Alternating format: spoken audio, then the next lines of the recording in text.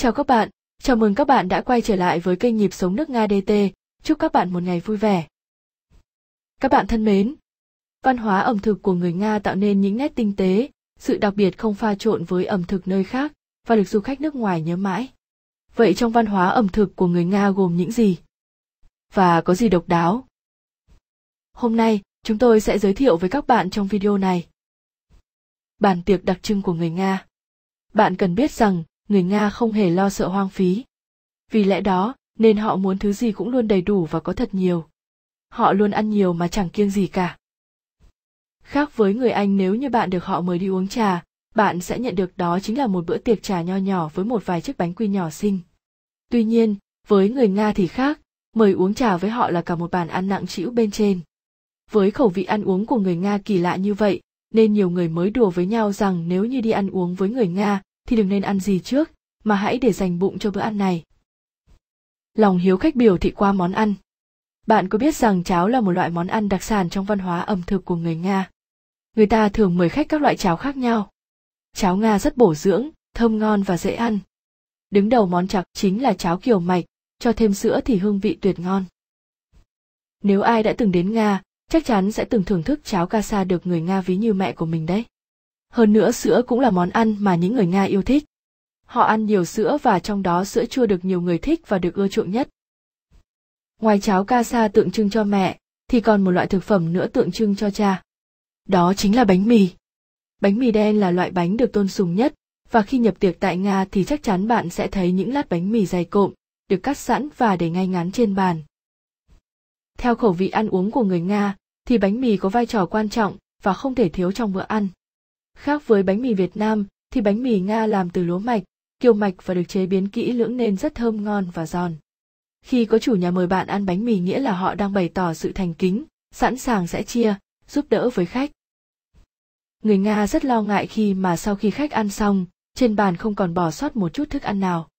Bởi vì như vậy làm họ nghĩ rằng khách vẫn còn đói nên mới ăn hết thức ăn như vậy. Do vậy, nên theo khẩu vị ăn uống của người Nga, thì bạn nên bỏ lại một chút đồ ăn thừa để ngầm hiểu ý rằng mình không thể ăn thêm được nữa. Món sa sở lức, đặc trưng hương vị của người Nga. Đối với người dân Nga, thì đây là món ăn rất phổ biến và cũng rất được yêu thích. Để cho món thịt nướng này được ngon hơn, thì người Nga thường nướng trên than hồng. Trước khi đem nướng, thịt phải được tẩm ướp bằng công thức riêng.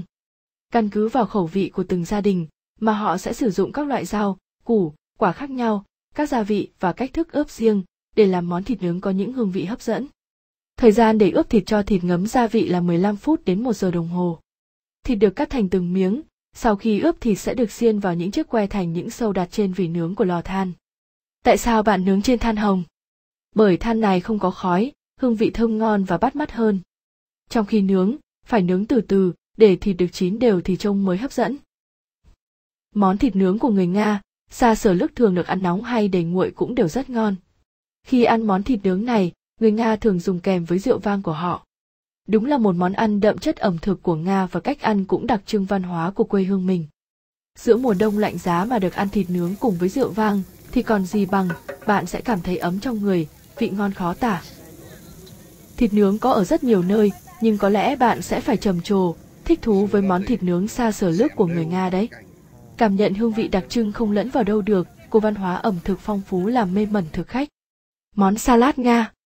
Món salad được biết đến ở hầu hết các quốc gia, nhưng khi nhắc đến nguồn gốc của món ăn này chắc hẳn mỗi người đều nghĩ ngay đến salad Nga. Bởi đây, được coi là nơi sản sinh ra món ăn hấp dẫn này. Nếu có dịp đến Nga, bạn đừng quên thưởng thức salad Nga nhé. Công thức của món salad được tạo ra bởi đầu bếp Lucien Oliver của nhà hàng Hermitage. Và từ đó nhà hàng đã trở lên nổi tiếng khắp thủ đô. Nhưng ông lại giữ riêng công thức đó mà không chia sẻ cho bất kỳ ai, mà ông tự mình chế biến cho khách hàng.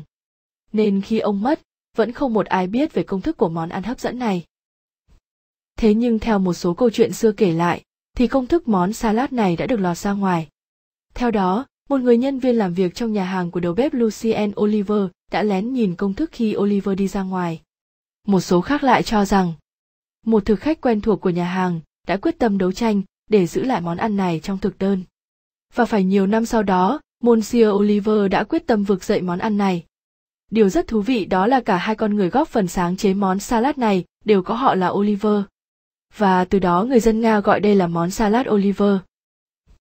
Lần đầu xuất hiện ở Moscow, salad Nga đã rất được yêu thích ở khắp nơi trên nước Nga.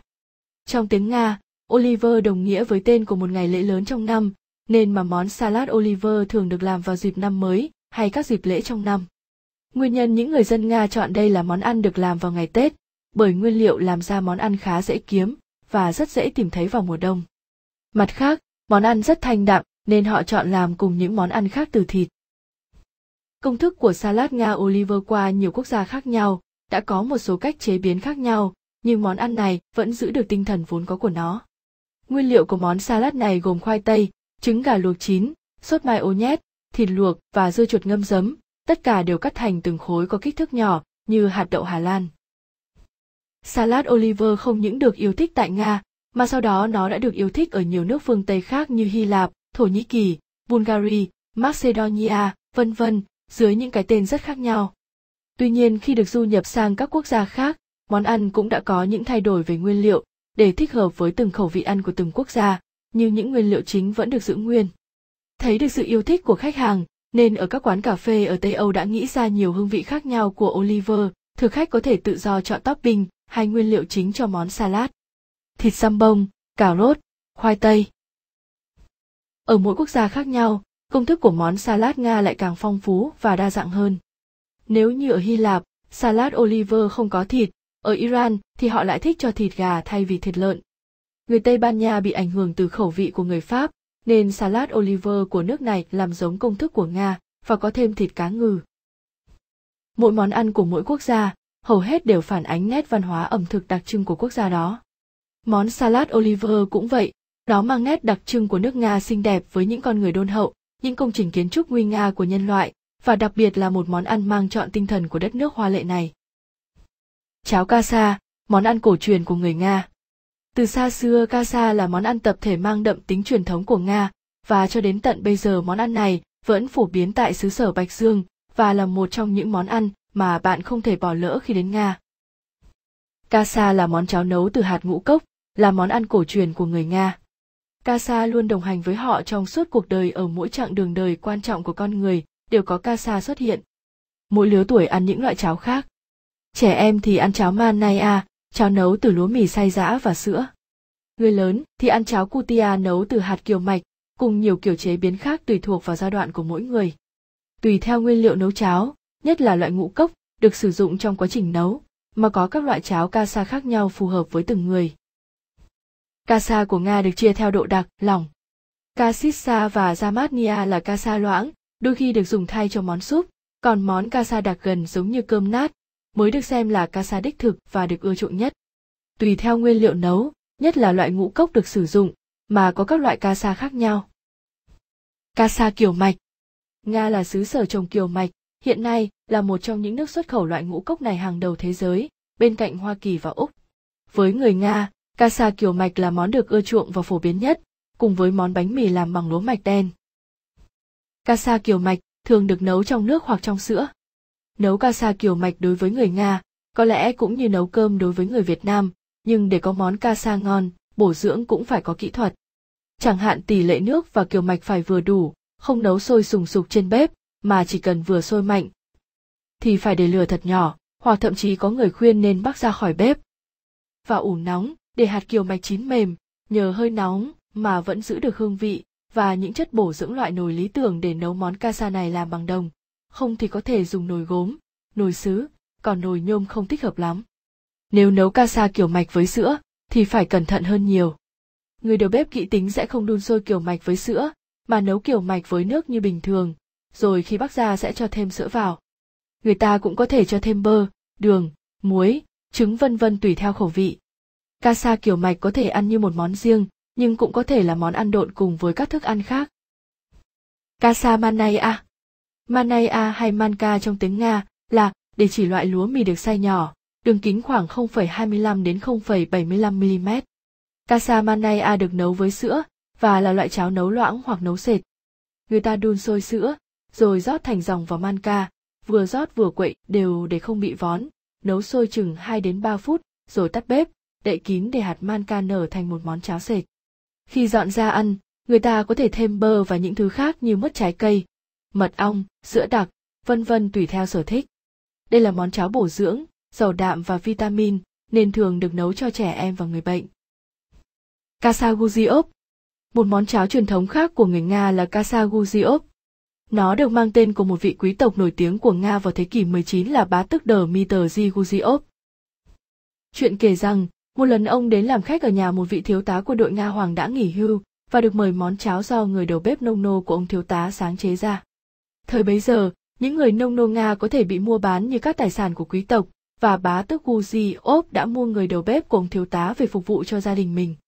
Một giả thuyết khác cho rằng, chính Guziop là người nghĩ ra món cháo này, và nó về sau trở thành món khoái khẩu của Nga Hoàng Alexander đệ Tam. Món Kasaguziop cũng được làm từ bột manka nấu với sữa như món manaya kasa, nhưng người ta sẽ cho thêm kem sữa đặc hoặc váng sữa, và đặc biệt phải có các loại hạt, như hạt dẻ, hạt óc chó vân vân và hoa quả khô. Ngoài ra, người Nga còn có thể nấu cháo bằng yến mạch, bằng gạo hay các loại đậu, và nhiều loại ngũ cốc khác. Món ăn gần gũi, quen thuộc đến nỗi tục ngữ Nga có câu: ở đâu có cháo, ở đó có chúng ta.